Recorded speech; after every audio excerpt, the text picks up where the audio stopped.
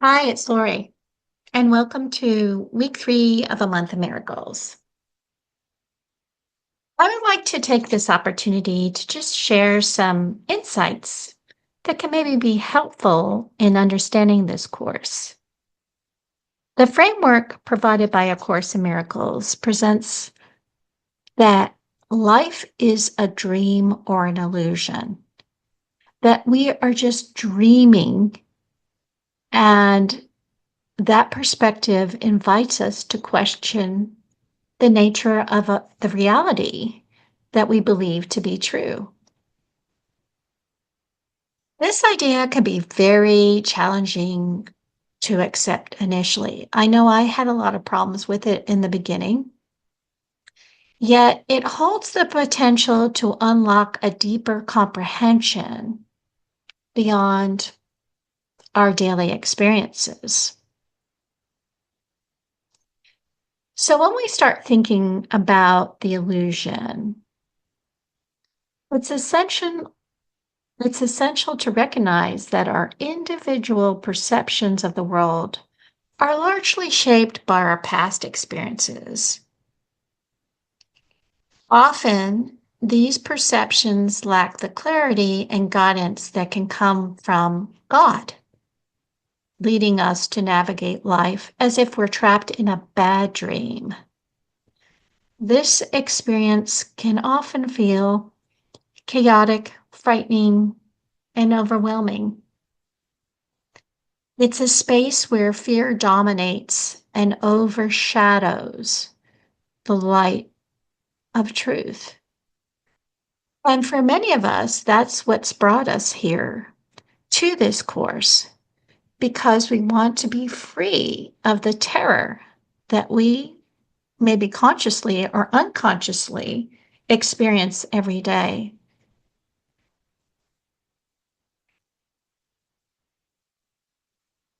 So if we think about it, if our perceptions are clouded by fear, and we want to see our world without God, what could our lives possibly look like if our ego is manning the helm? What could life be like without seeing things with God? As we look at the implications of viewing our lives without the insight and wisdom that comes from God, we may begin to uncover some kind of disturbing realizations that our viewpoints might not be as accurate as we believe them to be. You know, think about it. Think about a time in your life when you have misjudged someone or a situation, only later to discover that the initial assessment was wrong. These experiences of misunderstanding are just not trivial mishaps. They're a wake-up call to how constricted and limited and convincing sometimes that our ego can be. They encourage us to let go of our narrow perspective and embrace a more expansive, meaningful, and truthful existence. We're being called to think with God, to think like God, which sounds very simple, but most of us on an everyday basis have a lot of our own reasons, a lot of yeah, but why we can't follow God's lead. So this week's focus is on fostering the mindset of being one with God, allowing us to experience the miracles that open our eyes to the profound truth of our oneness with God. So that's a lot of yammering here. So let's think about it. We're dreaming, we're not thinking about God, we're having a nightmare. What does that all mean? Well, think about this dream that we're having, very similar to swimming in a vast, dark ocean, where we expend a lot of energy just navigating the turbulent waters. Yeah, some days are calm and serene, and we can just float peacefully. Well, there's those other days, those unpredictable storms that create chaos as we struggle to stay afloat. In these moments, we find ourselves caught in a rip current, feeling overwhelmed and lost. It is here that if we have a spiritual practice, it serves as our lifeline, a guiding force from something greater than ourselves. And then with this lifeline, we learn to navigate the uncertainties and avoid the suffering and the despair by nurturing our connection with God. With our spiritual practice and our faith as our compass, we can remain close to the shore amid life's storms, anchored in hope and resilience. So, what's the problem? Well, we get complacent. We get complacent in those peaceful and tranquil times. Imagine yourself sailing smoothly through calm waters on a beautiful day where everything appears effortless and serene.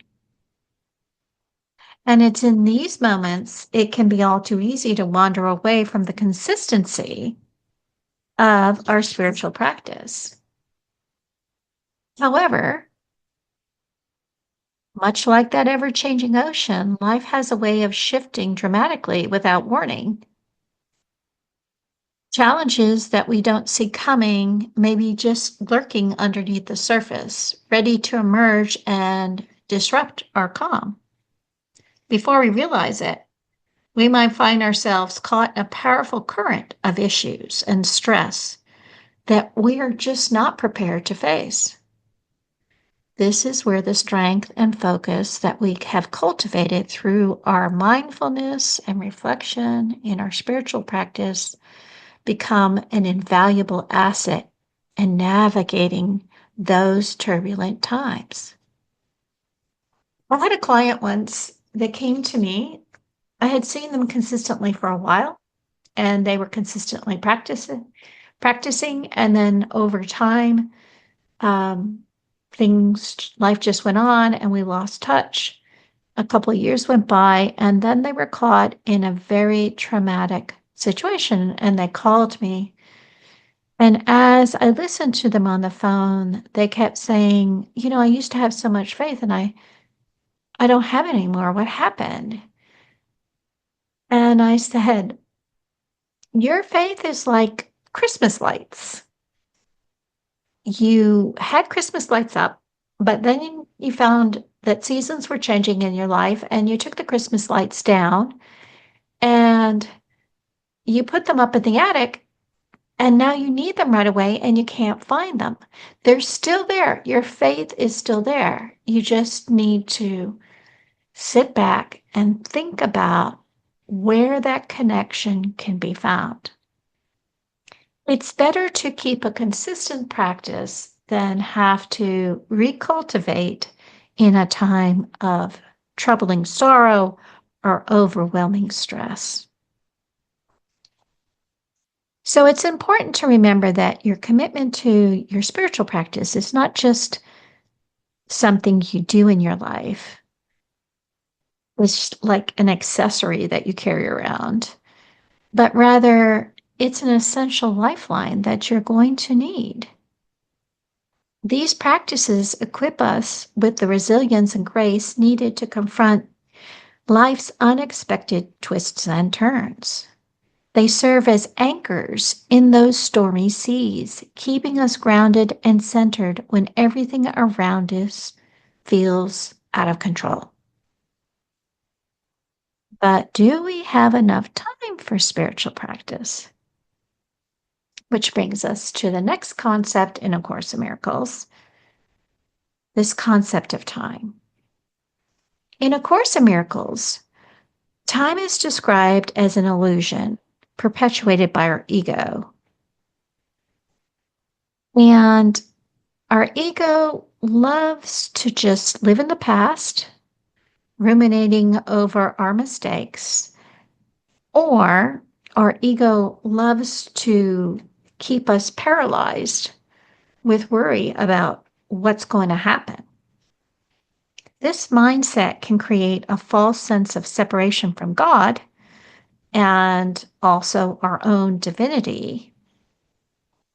And when we have that separation, the further we get from our sense of divinity and our relationship with God, the more guilt, shame, and anxiety we will feel.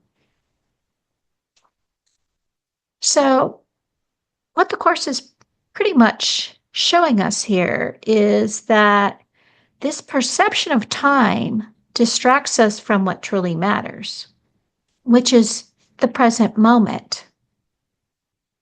The present moment, in this present moment, you can begin a whole new life. And if you're going to create something new, that means you're also letting go of something old. So in this present moment, we have the beginning and end of everything. Everything that is now. Kind of heady, but what really matters is this discussion of time in terms of our having enough time to do anything, in particularly cultivating a spiritual practice. And even though you don't maybe get this, and let me tell you, as somebody that struggled with physics and time and motion study and had to drop the class and retake it 3 times, the last thing I want to talk is quantum physics and time and reality. So maybe it would be more meaningful to think about time this way. And in contextually to this topic that we're talking about, if you don't have time to think about God, what are you thinking about in the meantime? Are your thoughts overrun with fear, anxiety, and insecurity? I mean, spirituality is not just merely about finding these large blocks of time to dedicate to them. It's more about the quality of our thoughts and engagement and knowing what we're thinking about and where our mind is dwelling. For instance, if you're driving kids to school in the morning, what are you thinking about?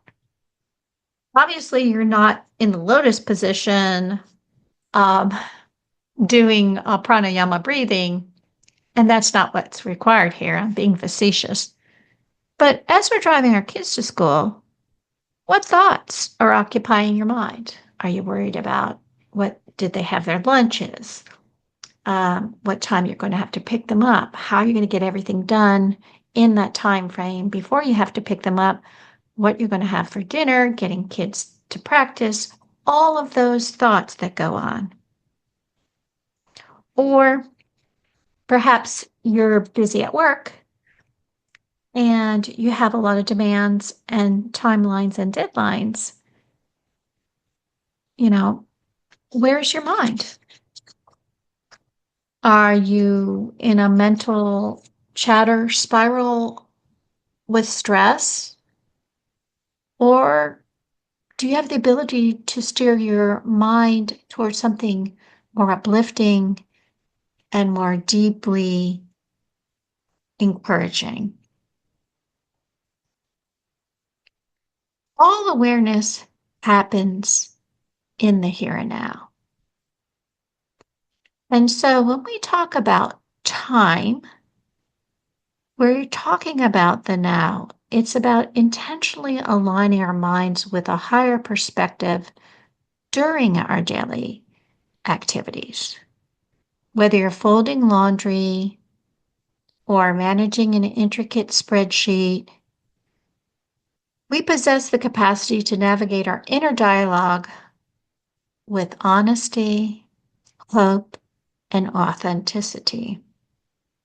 It's not about either do I do my spiritual practice or do I get on this conference call? It's that you sit on that conference call being aware of your thoughts and whether they align with the mind of God.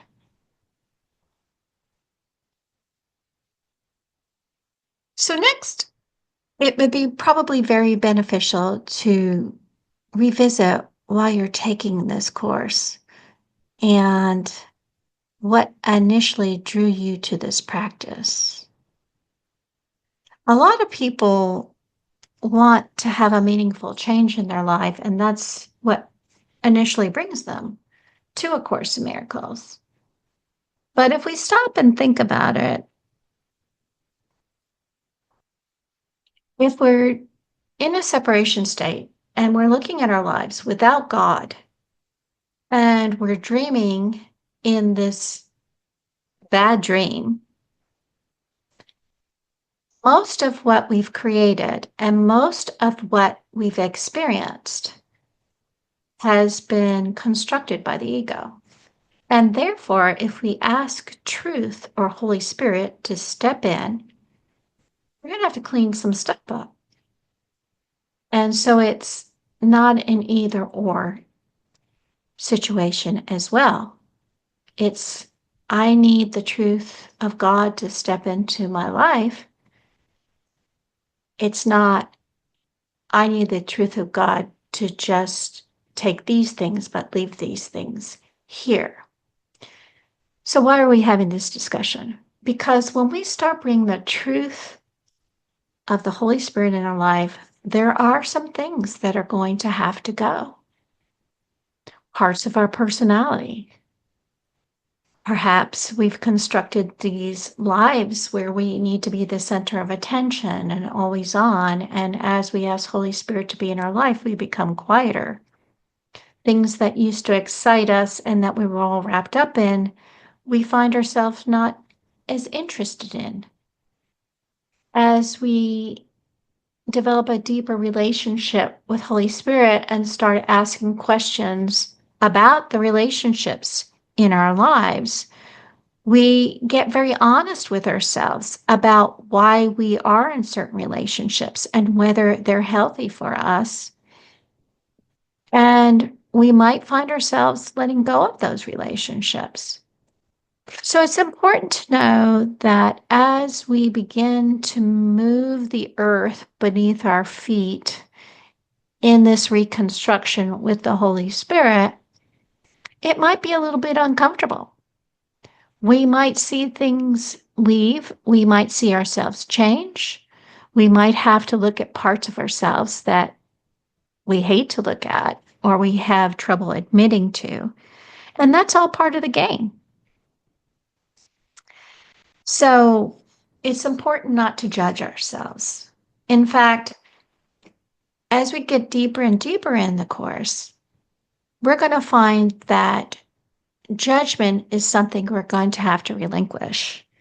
We can't possibly judge. There's no way we're equipped to judge. I could say that God is the only entity that's equipped to judge, but God does not judge. The whole concept of judgment is out the window. And that for us is a very hard concept because everything in our life is a judgment. Is it good? Is it bad? Is it right? Is it wrong? Is it successful? Is it a failure? That's the way our ego and our upbringing and societal norms have reinforced our way of thinking. But, okay, so let's assume, or maybe as you're sitting there listening to my voice, you're saying, well, there's no way I'm giving up judgment. You know, there is no way I'm going to give up, again, picking and choosing what we're going to let go of and what we're going to keep. But let's just look at what it would take to judge at a very high level. It would be a formidable challenge because if we were going to judge at a very high level and be accurate in our judgments, it would require a very deep understanding of the expansive universe. And this universe encompasses everything that has transpired throughout history, and as well as current events that are unfolding before us, alongside the myriad of possibilities that have yet to come. Consider the overwhelming task of trying to weigh each ripple your decisions create throughout the continuum of time. Okay? Not only do you judge, but it has an impact on everything that's going to happen. It's quite a responsibility if you're going to judge at a very high level. It's kind of sort of like attempting to hold water in cupped hands as the ground beneath you shifts and changes. And of course, the complexity of our judgments further intensify when we recognize how easily our biases and preconceived notions and societal distortions can cloud our ability to see clearly and exercise fairness. So, in this light, who among us can genuinely claim the responsibility when judging ourselves and others? So just think about that. What's required to judge? Rather than attempting to impose our will upon the world through judgment, we might find greater fulfillment in seeking out the calm waters of inner peace that come from adopting a non-judgmental attitude. This perspective allows us to embrace life without the constant pressure of evaluating every situation through a lens of right and wrong. And if we give up the need for control, we can shift our focus towards nurturing understanding and compassion within ourselves and our relationships. We often want to be loved, but one of the things that we need to understand is people want to be with people that make them feel good, that they can trust, that they can rely on, that they're loyal, and that they enjoy spending time with. And if we have difficulty in our relationships, we have to look at where we spend a lot of time and energy not being in that frequency. Our neediness, our critiquing, our judgment, our blaming, our defensiveness. Who wants to be with that person? Instead of seeing ourselves as successes or failures, There's an idea of just being the person we want to be, living with the mind of God, letting God do all the judging or non-judging, um, and letting ourselves work on accepting, loving ourselves, and narrowing this separation with God. It allows us to focus on showing understanding, compassion, and love in our daily lives. And so, this journey of spirituality, this journey of the Course in Miracles and our studying is about the unraveling of our preconceived notions and how that can open doors to a profound appreciation of ourselves and our relationship with God, which allows us to become the person we want to be.